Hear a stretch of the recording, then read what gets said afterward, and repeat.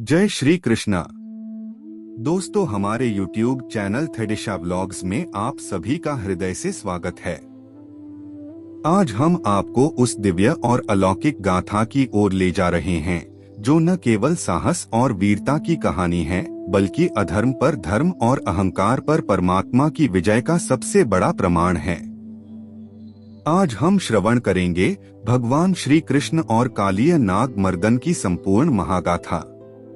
इस कथा के भीतर हम सिर्फ युद्ध ही नहीं देखेंगे, बल्कि उन अनकहे रहस्यों को भी जानेंगे कि आखिर गरुड़ देव और नागों की शत्रुता का कारण क्या था, क्यों सौभरी ऋषि ने गरुड़ को श्राप दिया और कैसे भगवान कृष्ण ने यमुना के विषैले जल को अपने चरणों के स्पर्श से फिर से अमृत बना दिया।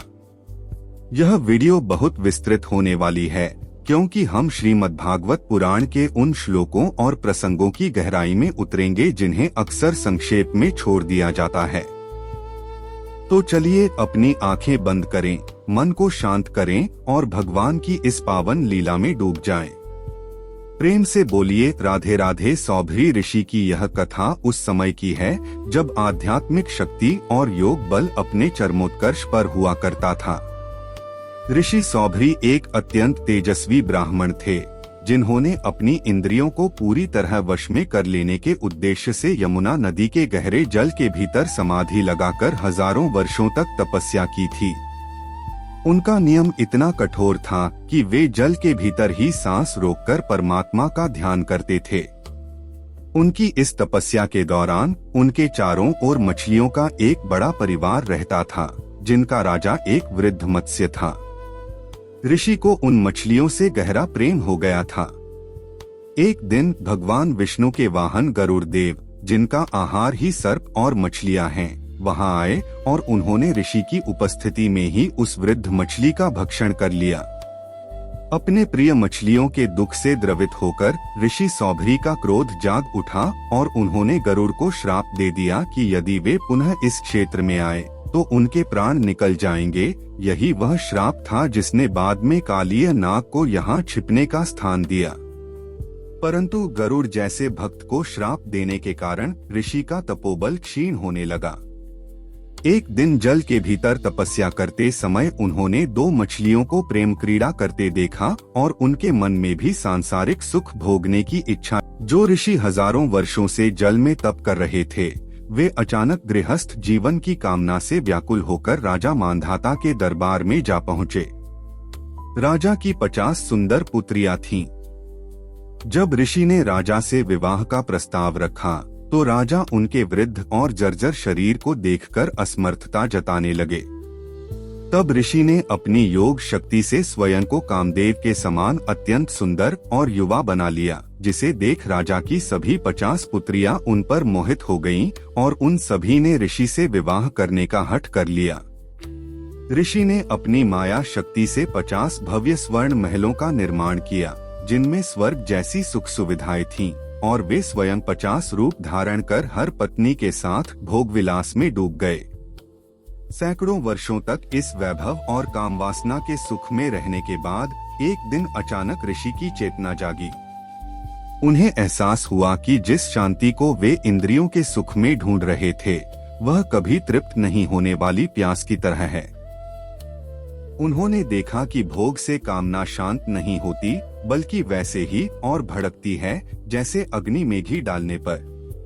घोर पश्चाताप की अग्नि में जलते हुए ऋषि ने अपनी पत्नियों से कहा कि संगति का असर कितना गहरा होता है।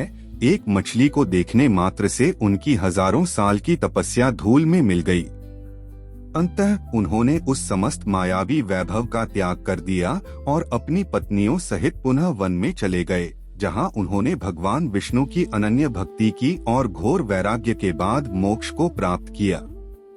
द्वापर युग में जब साक्षात भगवान श्री कृष्ण वृंदावन की भूमि पर अपनी बाल लीलाओं से समस्त विश्व को आनंदित कर रहे थे, उसी समय ब्रजमंडल पर एक भयानक संकट के बादल छा गए। इसका केंद्र था यमुना नदी का वह पवित्र जल, जो कभी अमृत जैसा मधुर और जीवनदायी था, लेकिन अब वह कालिंदी दह एक विशेष कुंड के रूप में एक मृत्युजाल बन चुका था। इस संकट का कारण था अत्यंत विषैला और अभिमानी नागराज कालिय। कालिय नाग मूल रूप से रमणक द्वीप का निवासी था, लेकिन गरुड़ देव के साथ हुई उसकी शत्रुता ने उसे दर दर भटकने पर मजबूर कर दिया। गरुड़ और नागों के बीच यह समझौता हुआ था कि प्रत्येक मास नाग उन्हें उपहार स्वरूप एक सर्प अर्पित करेंगे, परंतु कालिय ने अपने बल के मद में आकर गरुड़ को ही चुनौती दे दी। गरुड़ के क्रोध से बचने के लिए कालिय ने यमुना के इस क्षेत्र में शरण ली, क्योंकि यहाँ सौभरी ऋषि का वह श्राप प्रभावी था कि यदि गरुड़ इस दह में आएंगे तो उनके प्राण निकल जाएंगे। कालिय की उपस्थिति इतनी भयंकर थी कि उसके विष की ज्वाला से यमुना का जल उबलने लगा था। नदी के तट पर स्थित विशाल वृक्ष राख हो गए थे और ऊपर से उड़ने वाले पक्षी भी विषैली भाप के स्पर्श से नीचे गिरकर मर जाते थे। एक दिन जब श्री कृष्ण अपने सखाओं और गौवंश के साथ वन में खेल रहे थे, तब उन्होंने देखा कि ब्रज की गौएं और गोप बालक उस जहरीले जल के कारण मूर्छित हो रहे हैं।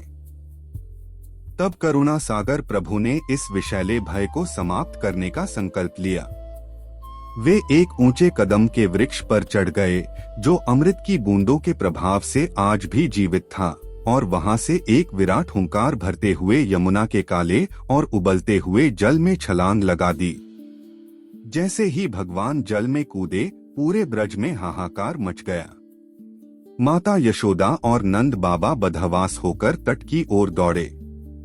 उधर जल के भीतर कालिय नाग ने प्रभु को अपना शत्रु मानकर अपनी विशाल कुंडलियों में जकड़ लिया और अपने 100 फणों से उन पर विष उगलने लगा।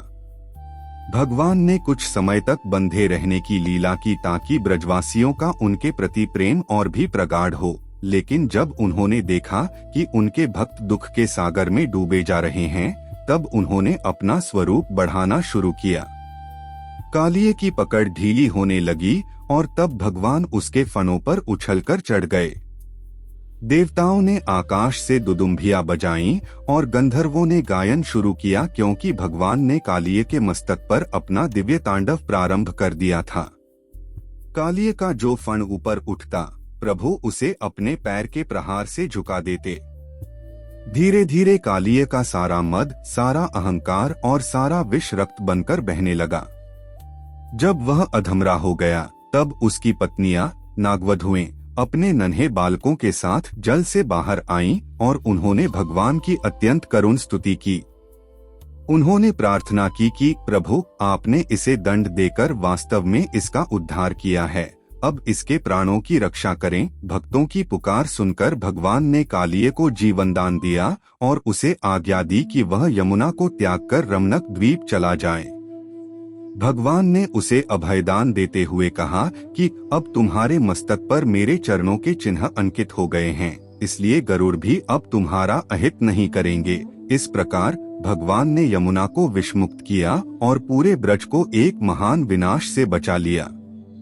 यह कथा केवल एक सर्प के दमन की नहीं, बल्कि हमारे मन के भीतर छिपे अहंकार रूपी विष को कृष्ण भक्ति से निर्मल करने का संदेश है। तो प्रेमियों, यह थी भगवान श्री कृष्ण के कालिय नाग मर्दन की वह संपूर्ण और दिव्य गाथा, जिसे सुनने मात्र से हृदय के सारे विकार और अहंकार रूपी विष समाप्त हो जाते हैं। आज हमने जाना कि कैसे प्रभु ने न केवल यमुना को शुद्ध किया, बल्कि कालिय के बहाने हमें यह संदेश दिया कि जब हम अपने अहंकार को त्याग कर ईश्वर के चरणों में समर्पित हो जाते हैं, तो वही ईश्वर जो हमें दंड दे रहे होते हैं, हमारे रक्षक बन जाते हैं। जैसे कालिय के मस्तक पर पड़े प्रभु के चरणों के निशान ने उसे गरुड़ के भय से मुक्त कर दिया, वैसे ही भगवान की भक्ति हमें संसार के हर भय से मुक्त कर देती है। आशा है कि इस आध्यात्मिक यात्रा ने आपके मन को शांति और सकारात्मकता प्रदान की होगी। अगर इस कथा ने आपके हृदय को छुआ है, तो इस ज्ञान की धारा को अपने तक सीमित न रखें। इस वीडियो को अपने मित्रों और परिवार के साथ शेयर करें ताकि वे भी ब्रज की इस पावन लीला का आनंद ले सकें। जाने से पहले कमेंट बॉक्स में जय श्री कृष्णा या राधे राधे लिखना न भूलें। और यदि आप हमारे साथ इसी तरह की पौराणिक कथाओं और शास्त्रों के रहस्यों से जुड़े रहना चाहते हैं, तो हमारे चैनल थेडिशा व्लॉग्स को सब्सक्राइब जरूर करें और बेल आइकन दबाएं। भगवान श्री कृष्ण की कृपा आप पर और आपके पूरे परिवार पर सदैव बनी रहे। जल्द ही मिलते हैं एक और दिव्य कथा के साथ। तब तक के लिए जय श्री कृष्णा, राधे राधे।